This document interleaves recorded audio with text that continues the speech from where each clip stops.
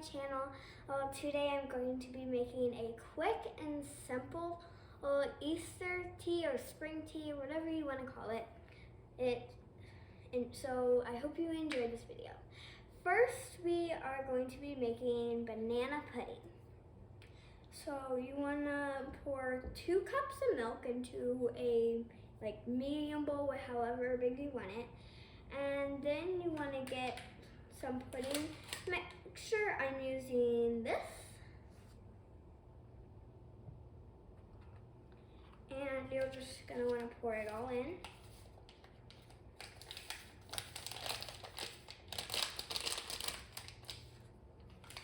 And then you're going to mix for 2 minutes.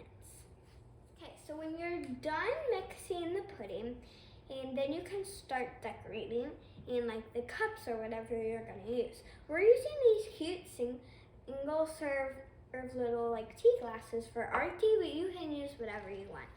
So first we're going to put some vanilla wafers on the bottom, and make sure you wash your hands before doing this because I don't think anyone wants someone to be touching their food with dirty hands. And you can after you put in the vanilla wafers, put in some bananas, but don't fill it up too high because you want room for the pudding. Do that to all of the little cups or whatever you're using, and just keep on layering them until it looks good to you. I'm putting 3 vanilla wafers at the bottom, and then I'm just randomly putting in some bananas till it looks good. Sometimes if you put in the big bananas, it will fill up too much, so I wouldn't do the same number. I would just put them in until it looks good. And when you're done with that, you're gonna grab your pudding and you're just gonna pour it into the cup, but don't pour it all the way in the cup because it will expand. So we put in our pudding. Make sure you do this quickly before your pudding sets. If it is set, it's okay. Just mix it a little bit with your whisk. When you're done, this is totally optional, but you can add a little bit of decorations on the top. I'm going to add more vanilla wafers and 1 banana. When you're finished decorating in your puddings, you can put them in the refrigerator to set. So now that the pudding is in the fridge, we're gonna move to our next recipe. Now we're going to be making scones. Today we are going to be using a mix to keep it simple. We are using this mix. You can pretty much find it at any grocery store. So what you want to do first is you want to add in your mix.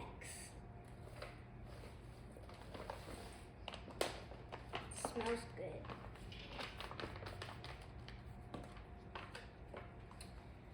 And then you want to add 2/3 of water. It's really important that you get 2/3 of a cup of water. If you do any more, any less, it completely change your scones, and it just won't taste the same.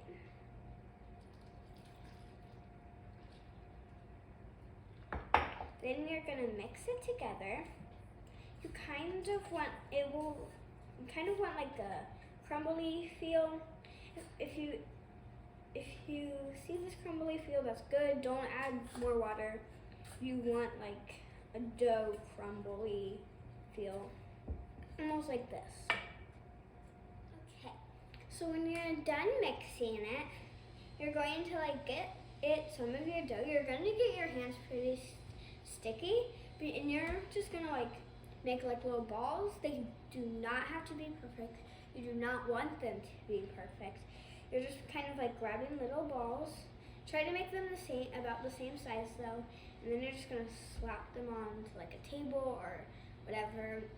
But when you're finished making all your circles, you are gonna put them on a baking sheet or whatever you put in the oven. I'm using a baking stone. And if you are using the same for the first time, make sure you be careful because you have to preheat them and they are very hot. So make sure you do have an adult around. So we put them on the baking stone and you're just gonna put them in the oven at 375 for like 15 minutes.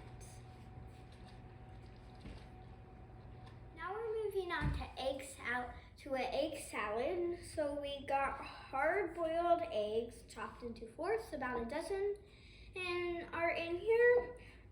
Or you can do whatever number you really want. It just depends how many people are eating it. So we're going to add like one big squirt of mayonnaise. We're gonna add a little bit of mustard. And we're adding relish, but you can also use chopped up pickles.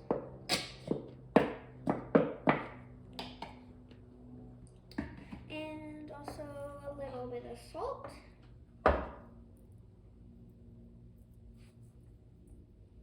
And pepper. Last but not least, we can do these green onions.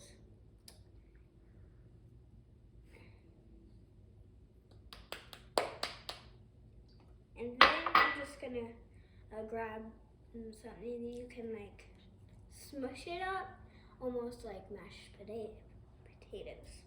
And I'm just gonna mash it.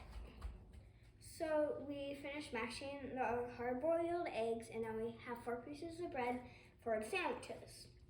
The bread has been in the refrigerator for a few hours. It makes it easier to work with. So you're just gonna pretty much like layer the egg like salad on top of the bread. You wanna make it kind of thick, but not too thick. Okay, so we got it on. It's kind of sticky and it kind of sticks to the spoon, so I would use another spoon to help you.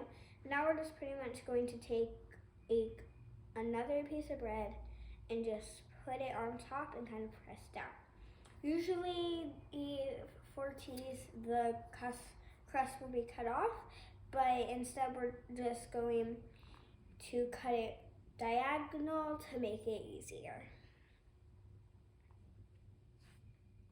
Okay, so now we're working on the cucumber sandwiches. This is one of my favorite recipes. So here we have like some cream cheese, and then we have a bunch of diced red peppers, orange peppers, and yellow peppers. So I like to just add a few to the cream cheese, and then I just mix it. So we spread the cream cheese with the peppers onto the bread, and now we're gonna add thin sliced cucumbers. They can be seedless or English cucumbers. And you're just gonna put them on the sandwich, and it doesn't have to be even or perfect or anything. Just kind of wanna put them on. And then with leftover cucumbers, you can put them in fresh, cooled water.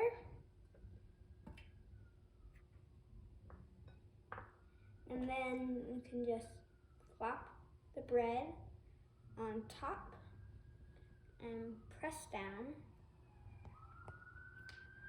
And we're gonna use this cute little flower. Cutter. So this part is totally optional. And then you just take off the crust and you get the idea. So here we have our caprese salad, and we have tomatoes and mozzarella cheese all on a plate. So we're gonna add some oil and some balsamic glaze.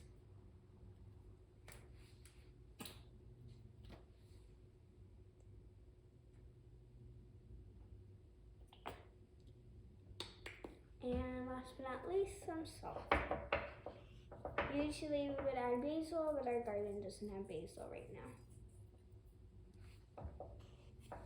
So now we're going to be making our strawberry soup. It's my brother's favorite, so we always have to make it for him. Here we have 1 1/2 of strawberries, and here we have a mixture of Greek yogurt and sour cream. So we're just gonna add them all into the blender with the strawberries. And then you're going to add heavy whipping cream, a little more than half.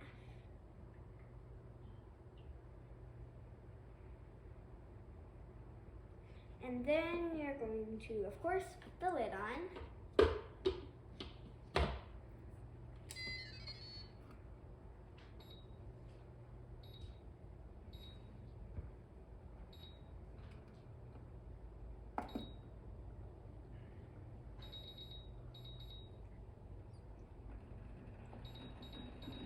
Blended the soup for 1 minute, and then we poured into some bowls.